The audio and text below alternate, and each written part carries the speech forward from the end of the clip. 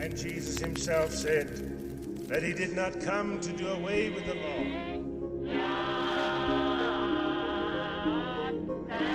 does not take us out of this world if he does not want us to be contaminated by it. This is the Adventist Pilgrimage Podcast with your hosts, Michael Campbell and Greg Howell. Welcome to the Adventist Pilgrimage Podcast with your hosts, Michael Campbell. And I am actually at a very special occasion. It is the annual Heritage Sabbath here in Western New York and Rochester, New York. And I am joined by a good friend of mine, Howard Krug, who, welcome, Howard, to the podcast. Thank you. Howard is a specialist in Adventist history in Western New York, has spent a career teaching history. He's been involved both as a school teacher, as well as writing a delightful guide to some of the local Adventist heritage sites. You've been here for a number of years. In fact, I think we met each other, all the way back in the 90s. I shouldn't admit this because, we're dating ourselves a little bit, Howard, but both have been here a number of times over the years. Tell us where we are and welcome again. Well, hey, we're at the theological birthplace of the Seventh-day Adventist Church. It would be on this site in 1846 where the Sabbath and the sanctuary and the second coming and investigative and this site is what? What is the site? Well, this site is the Hiram Edson farm site. Okay. And it was originally purchased by Hiram Edson in the 1830s. And he would have moved away from here by the 1850s, but in 1840s this was a hopping place. They met here the night of the Great Anticipation, and they were here that night and they prayed. The men probably were in the barn and the women, and they were probably just looking out waiting for Jesus to come. And Jesus didn't come that night. And you and I are sitting just outside, and we're just sitting by it's actually Edson's father's barn that's been kind of moved over, but the site of the barn, the house, we're just sitting outside, and there's a beautiful cornfield right there. Yeah, there is a beautiful cornfield. It actually leads to gypsum, and we've had a discussion before. Merlin Burt and Jim Nix and I have all argued about where Hiram Edson went, and I think he went that way towards gypsum because it seems to be the most obvious place to meet the Millerites. Port Gibson was a little bit larger and a little bit further away. And he probably walked through the field because he didn't want to have to deal with the people who were jeering them, calling them knotheads and dummies for thinking Jesus would come in 1844, and he didn't come. So you said theological birthplace. Unpack that for me. Yeah, the theological birthplace is a heavy title. Let's go back to 1844. So Hiram Edson would be in this house, and he's walking out after he does his prayer. He goes in the granary and he kneels down, and he basically prays a prayer that God, please answer what happened. Why didn't you come? And then he says, well, I feel pretty good that God's going to answer our prayer. So he goes in and he has breakfast, and then he decides to go out and tell other people. So he's passing through a field. We don't know whether it's a cornfield or, Harry Anderson paints it as a cornfield. It's okay. We can call it a cornfield. We'll go work with it, right? Yeah, we'll work with it. It's cornfield. But anyway, he goes through the field, and he says he stopped midway in the middle of the field. And he says, heaven seemed open to me. And instead of Christ coming down to the earth, he went into the most holy place. All right, so he sees Christ in the sanctuary in heaven. Yes. Okay. People have argued whether it's a vision or whether it's an impression. I guess that will probably always be debated. Yep. Ellen White never corrected him that it wasn't a vision. And why couldn't he have seen a vision? Who knows? Who cares? It's not germane to our faith either. The important thing is the idea that came out of it, right? Exactly. The high priest and about the second coming. So he would be associated with R.L. Crozier in those days. And who was he, by the way? R.L. Crozier was a school teacher here in probably Port Gibson, right around Canandaigua. And he was a Millerite along with Franklin Behand, who was a doctor. Right. And they actually held a series of meetings in Canandaigua. And that's pretty cool stuff too. Right. They put an ad in the paper we will hold some meetings in August if time continues at the end of each sentence, which was kind of an interesting way of saying Jesus is coming soon. Right. But he and Hahn and Crozier would be associated together, and they would study out the message of why Jesus didn't come. Right. And they would publish this article in the Canandaigua Messenger, and they called it the Day Dawn. Yes. And they said, to all you who are awaiting the appearing of Christ, to you this is addressed. And it's March 26th, 1845. Sure. And it's very fascinating because that Day Dawn article goes out, and it's the first thing of Jesus didn't come. Yeah. He's doing something else. Right. He didn't come, and there's some other stuff he's got to do. So that's 1844. Right. Now, if you fast forward, it gets published in the Day Star, it gets refined, and the investigative judgment comes out of it. Right. And as a result of that, Joseph Bates buys the right to publish the Day Star. Yeah. And the whole idea of the investigative judgment, Joseph Bates actually purchased the copyright to that from Crozier. And it's a good thing he did, because Crozier would turn his back on it years later. Regretted it because he kind of became a thorn in the flesh later on for them, didn't he? He did. He wrote against it. He said, "Oh, I was wrong. It's not real what I said. This is false." But of course, Bates had already bought the rights and publications. He's moved on. And Bates wants to meet with Hiram Edson, and they want to get together. James White wants to come up here because the guys in Western New York, Crozier, Hahn, and Hiram Edson, have the investigative judgment. Yeah. And they have the high priest of Jesus, and they're fleshing that out right now. And James White, of course, and Joseph Bates, they have the state of the dead, they have the second coming, they have all the S's of the Millerite movement, but they don't have the sanctuary in the investigative judgment. That's up here in Western New York. Right. So Joseph Bates wants to meet him.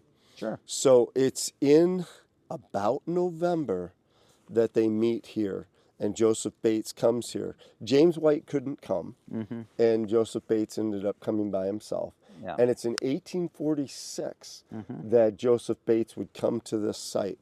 And probably about, there's some thought that it's sometime in November, late November that they came. So we're talking when the snow happens and everything. Yeah. And you know something about that. You've lived here for a while. I've lived in Western New York for over 30 years now. Yeah, so, So you know from experience. 34 years, yep.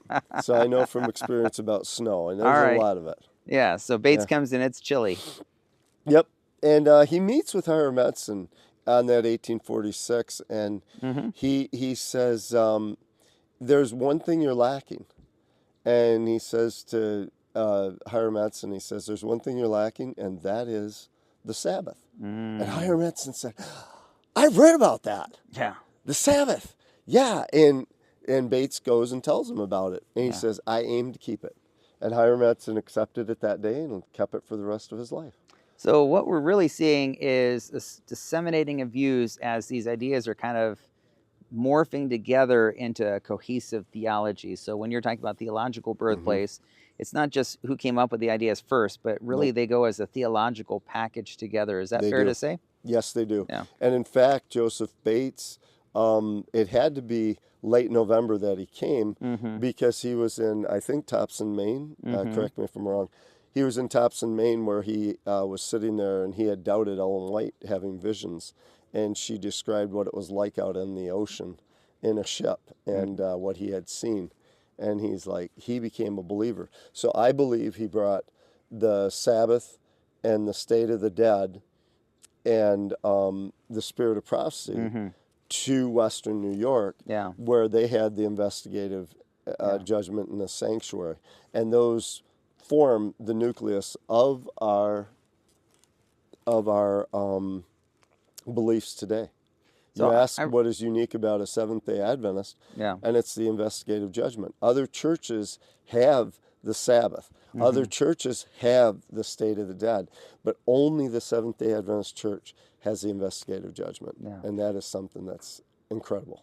Well, that's beautiful. And I think we could even spend the whole time just talking about that, because it is a very important contribution to the origins of Adventism, our distinctiveness, our theology and identity and all those things. And Yes. I think that's amazing, and we celebrate that. That's why we have this event this weekend every year. That's Yes, one of we the do. things you do is you organize. You have a big celebration here at Edson at the Bay Knoll Church. So we celebrate that, and it's exciting to be here for that. But you've also been doing kind of local history. One of the reasons I wanted to talk with you is, you've been kind of putting the pieces together, and not only have you been teaching in various schools here in the area, but you did your master's thesis, didn't you? Yes, I did. Talk to me about that a little bit. Well, I did a master's thesis where I compared Charles Finney, who had the watershed conversion story, the watershed Great Awakening moment in 1828 in Rochester, where thousands of people came to Jesus. They emptied the jails. They literally dumped the liquor in the Genesee River. They thought they were going to empty the jails and they wouldn't need them anymore because they believed they were going to create heaven on earth. Yeah. And William Miller, of course, he preached in 1828, and he also had a great meeting where 12 out of 16 people came to the Lord in his first meeting ever, which is pretty good. Right. But so I looked at both of them, and I looked at where they were the same, and they were the same in many places, except for the second coming. The second coming is the one thing that divided William Miller and Charles Finney. But in Rochester, that gets exciting, because in Rochester, Finney's around, but also William Miller is around. William Miller comes to Rochester. Right. So there's overlap. Yep. So Rochester's a great site for Adventist history.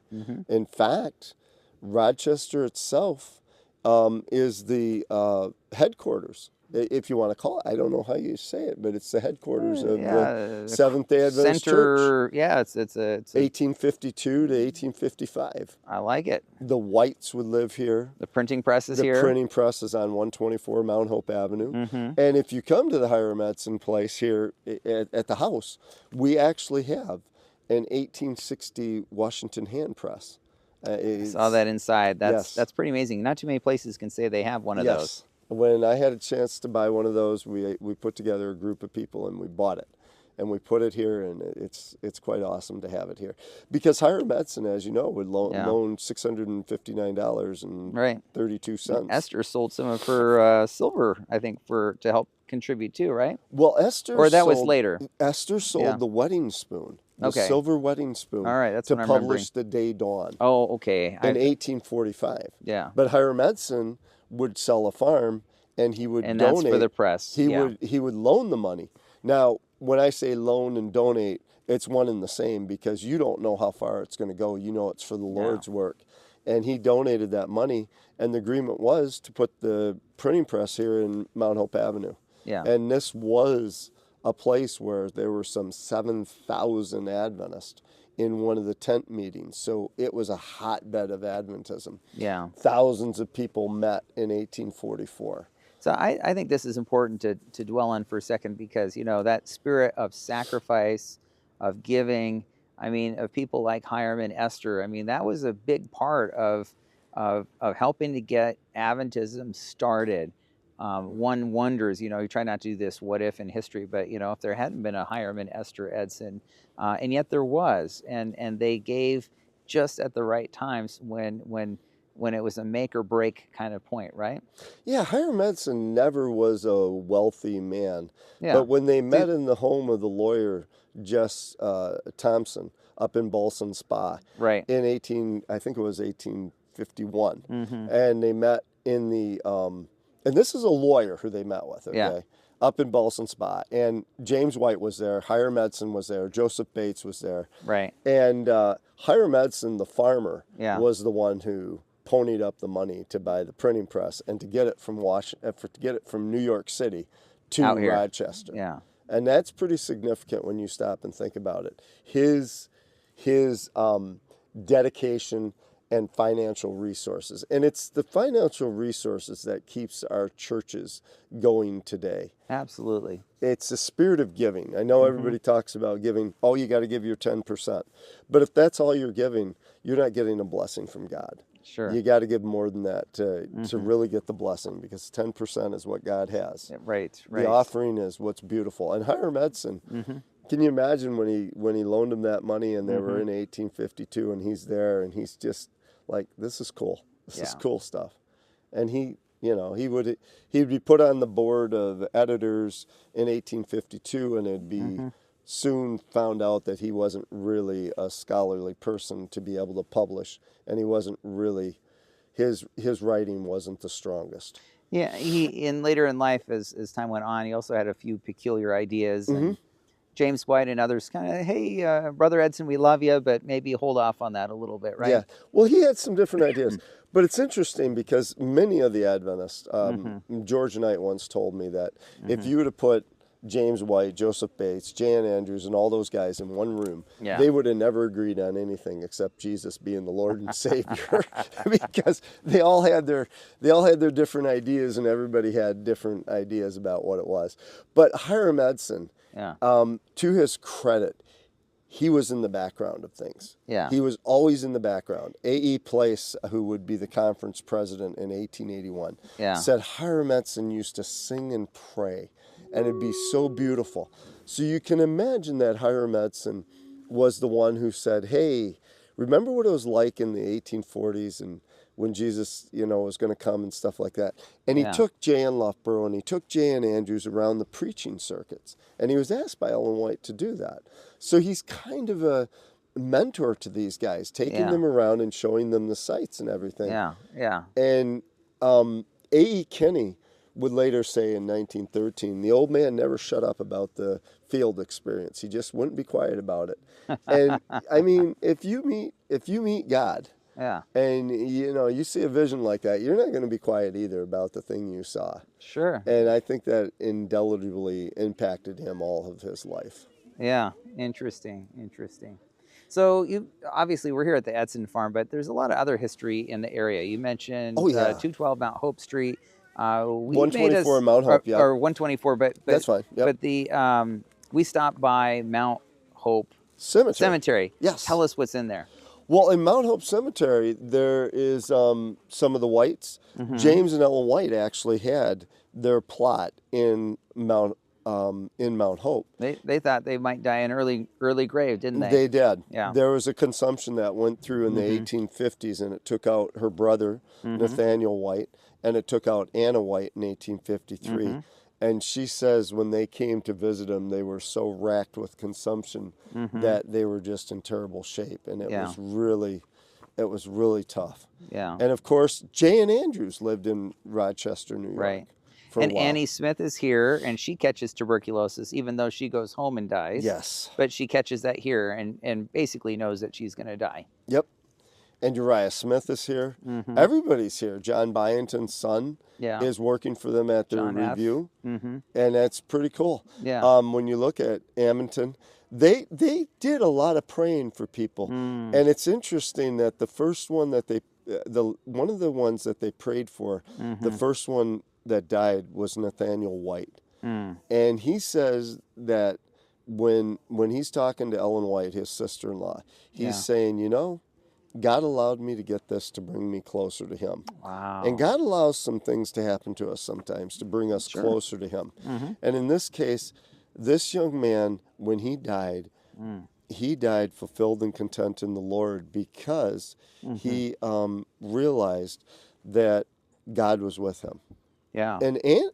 And Anna White would go on to edit the Youth Instructor. Yeah. And she would start that. And she was the first female ever to edit a denominational magazine. Publication, yeah. Yeah, it's pretty cool when you stop and think about it. It was quite innovative at the time. It was for her to do that. And have that vision for writing specifically for young people, too. Well, James White believed that they needed to create songs and they needed to create hymns that were directly tied to our doctrines, the doctrine, state of the dead, the judgment, the investigative coming, because so many songs talked about being up in heaven and being up in the clouds and with angels and stuff, and that's not what we believe. We believe we go to sleep and then we awake.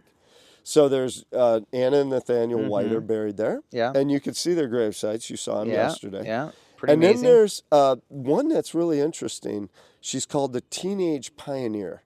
And not a lot of people know about her, but she's one of my heroes, Mary Andrews. After her mother dies, Angeline Andrews. Who's also buried there. Buried there, yeah. That's a whole story. Wow. Yeah. So Jane Andrews' wife dies tragically of tuberculosis. Yes. And then later, his daughter tragically dies of tuberculosis, and they're both buried there. But you know what's amazing is? Tell me.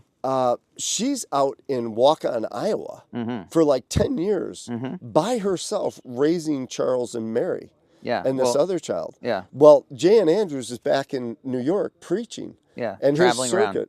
Yeah, his circuit went from all the way from like Buffalo, 70 miles away, to 80 miles that way. He had like a huge That's a lot of ground to cover, And she would write that she just really missed her husband, and she'd course. only get to see him like once a year or something. Yeah. And she used to say, I want to tell him how much I miss him, but I believe he's doing the Lord's work, and therefore we'll have eternity, to spend together. And then she will come back to New York, but unfortunately she dies of the tuberculosis shortly thereafter. Yeah, how tragic. It is so tragic when you stop and think about it. And there was another grave. Well, let's go to Mary Andrews. All right, let's finish Mary up this Andrews, one. Mary Andrews goes off, and her father moves to Switzerland, and he publishes the Adventist Review in French. Yeah. And what was interesting is Mary Andrews became so fluent in French that she would catch the mistakes that the French people didn't catch as they edited through the documents. Right. In fact, her father, who knew 7 to 10 languages, I think it was, I don't know how many he knew. It's debated. Yeah, it's between 7 to 10. Some people. He was very very gifted. We'll put it that way. Yeah, he was extremely gifted. He had a rule, and I don't think Charles appreciated it, but Mary liked it. They would only speak English 1 hour a day. Yeah. While they were in France. Every other time. Yeah, they even signed a covenant. Yep. Which, a little shout out for the Loma Linda University Archives, since I used to be responsible for that back in the day. The original slip that's in the Loma Linda Archives. But anyways, go ahead. They signed a covenant and the little covenant. Yeah, But she was cool. pretty amazing. But she comes back in 1878, and unfortunately, she gets tuberculosis. They go to the GC, and Dr. Kellogg says she's too far gone. She's going to die, and she ends up dying on the way back. And they bury her at Mount Hope as well. Now, there's another grave site. I'm not sure which one you're talking about. Well, I was going to get to Orton because I think a lot of people have heard about the early Adventist martyr, but I think there's been some new research done on that. So tell us about that story, because there's that grave too. J.T. Orton dies the week before his daughter's wedding. And it's kind of mysterious how he dies, because he dies and a cart stake is next to him, and he was murdered. And some people think he was robbed, but the money was there. The money was not touched. So he was murdered. Why would somebody murder him? Well, because he's an Adventist. No. He actually had he had a friend who went to jail for some reason. We won't go into it, but he went to jail for some reason. His friend put up as cash bail, or for bail, a chest and this dresser. And Orton made such a big deal of it. He got his friend out of jail, and then he took the chest. And his friend sued to try to get the chest back, and he won the chest back, and then Orton sued him again. And there was this back and forth. So there was some thinking that this former friend of his who turned enemy killed him over a dresser, which is sad, because this was the time that Ellen White says you need to draw near to Jesus and stay close to Jesus. And of course, I'm drawing a blank on his name, the Adventist historian. Oh, Ron Graybill? No, not Ron Graybill. Earlier. Loughborough. Loughborough. J.N. Loughborough Loughborough, says, yeah. not many people are alive, and they died because of their faith. And everybody thinks that's J.T. Orton. And Ryan Graybell is the one who found a lot of it out, and he kind of sorted it out that somebody came from Lockport, and they came and they might have killed him. So they probably killed J.T. Orton over the money, so which is sad. Maybe there's a lesson not to be too pecuniary, would you say? Yeah. Money isn't something to worry about, and don't worry about it. Yeah, so it's sad. And then you found another grave of a captain, right? Yeah, That's Captain kind of Williams. fun. Yeah. Captain Edward Williams. He would be the one who would build the tent. And I need to do a little bit more research because I need to put him in the booklet. That's for a later thing. But basically, Captain Edward Williams, he offered to build and seat a giant canvas tent. And all they had to do was just pay for the tent. It's unclear how they paid for it, but in 1842, they built it. And it was first erected in the State House in Concord, New Hampshire in 1842. And it came to Rochester on June 23rd, 1843. And in fact, when it came to Rochester, it was in the old place where they had the market. And that day, there was a big strong wind that came in. And that tent probably seated like 5,000-6,000 people that could stand there, they estimate. Yeah. And what's interesting was the winds just started howling and blowing, but it blew down in such a way that everybody was able to get out of the tent. It literally just went very slowly down, so people were able to get out of the tent. So no one got hurt. Nobody got hurt. That's amazing. Absolutely amazing. And that was in 1843. Yeah. William Miller would come. The Great Tent, as they called it. The Great Tent. Yeah. And they would take that thing and they would take it down and put it up from 1842 to 1843, I think, in 8 different places for meetings or something like that. It's quite amazing. Yeah. And it's one of the largest tents that they had at the time. Wow. And they used to pack that thing. And they actually had to have bouncers and guards at the tent. There's a lot of fun stories about that, isn't there? Yeah. They had to keep the riffraff away, so to speak. So they had these big old guys who they hired. Yes. They wanted to have things have good decorum. I think would be one of the words. That was the word they used, good decorum, and that people would be no rowdiness. No rowdiness. Yes. So it was pretty amazing. Neat. Tell us. I mean, you've been here a long time. I know you've done like local history tours. You've written this little guidebook. Reflect with me for a minute the importance of local history. I mean, it's easy to write in broad strokes, but sometimes we need people like you. I think you provide you over the years and decades, you have provided, your passion has provided a very vital lens into the history of Adventism in this area by just kind of drilling down and constantly always looking for new stuff. Yeah, I think Bob Allen he kind of mentored you, right? Yeah. He didn't mentor me. I came home from an archaeology dig in 1993 or 94, and I had discovered a really cool tomb, and it was really awesome. Yeah. And it was the second time I had been it. And he said, "When are you going to start digging up something that matters?" Ooh. And then he tells me about Hiram Edson's story and about how incomplete it was. Yeah. And then we just start going around. And I think being here in the area and looking at things, I hear of something, I can write it down and I can check it out. Go look it up, right? I have. So you've been in a lot of archives in the area. Oh, yeah. And courthouses looking at records and all kinds of stuff. Records, deeds.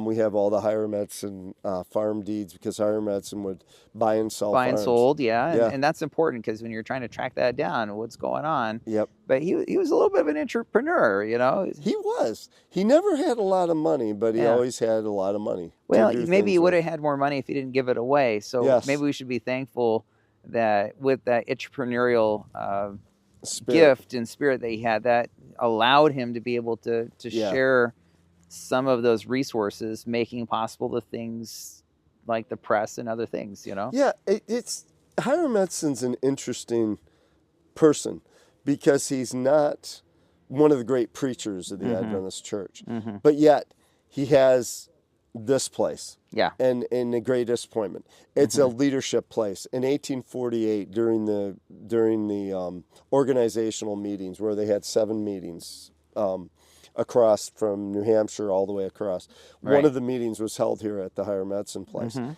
Ellen White says that, yeah, we met at Hiram Edson's place, and the women stayed in the house and the men stayed in the barn. Which is not uncommon. She didn't talk about a bunch of stuff. So it's like Hiram Edson was well known at the time. And it's like everybody knew him. And she considered him a friend. She called him Elder Edson in some cases. And when the Whites leave Rochester, New York, Hiram Edson moves east, while the Whites move west. Yeah. And he would help establish a church over in Roosevelt Church. Yeah. And he's on the board of trustees, 1859. I think he's buried there too, isn't he, in the graveyard? He is buried in that I've been cemetery. there. It's been a few years, but that's kind of one of those one of those important pioneer sites, you know. He is buried in that cemetery. It's a big obelisk for him. Yeah.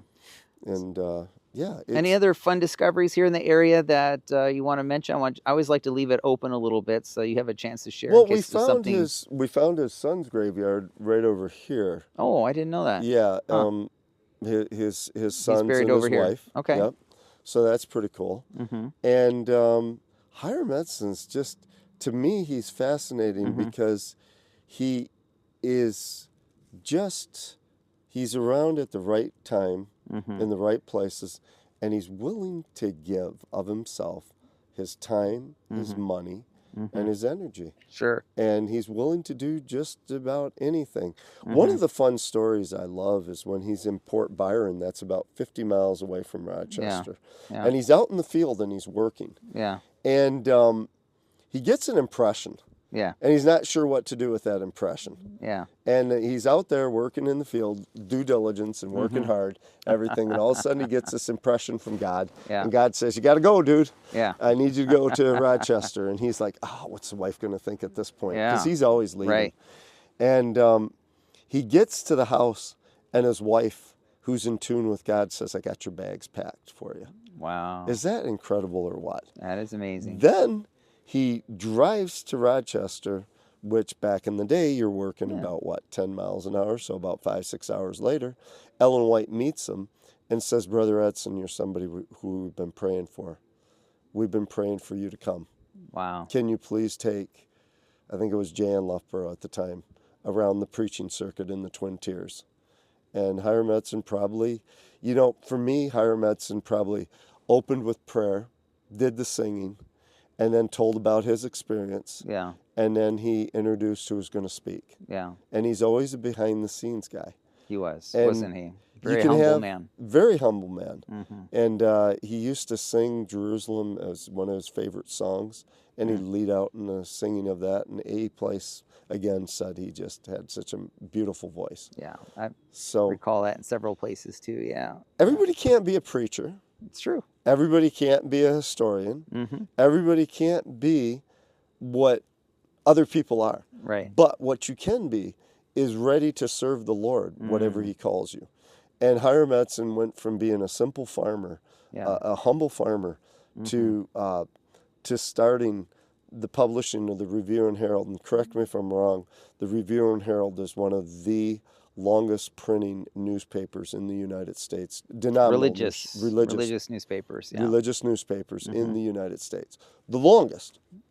Pretty amazing, huh?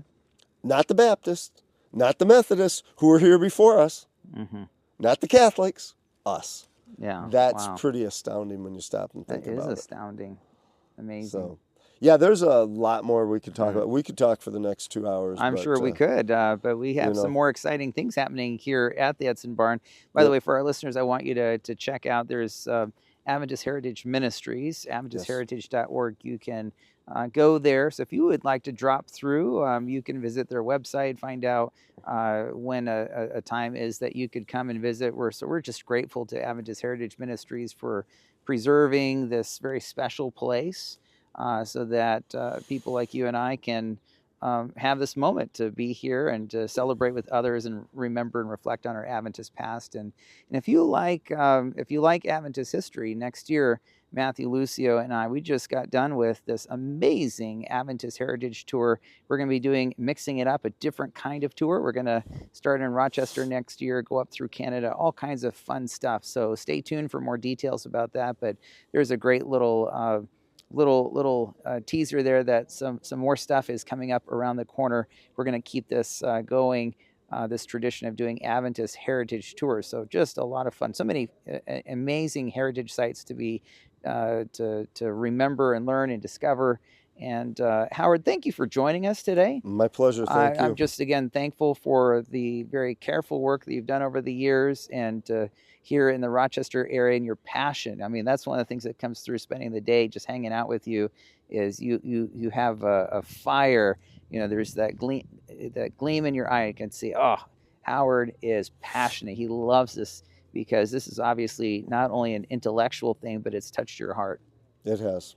So, well, you've been listening to the Adventist Pilgrimage Podcast with your host, Michael Campbell. I've been interviewing Howard Krug, Adventist historian in Rochester, New York.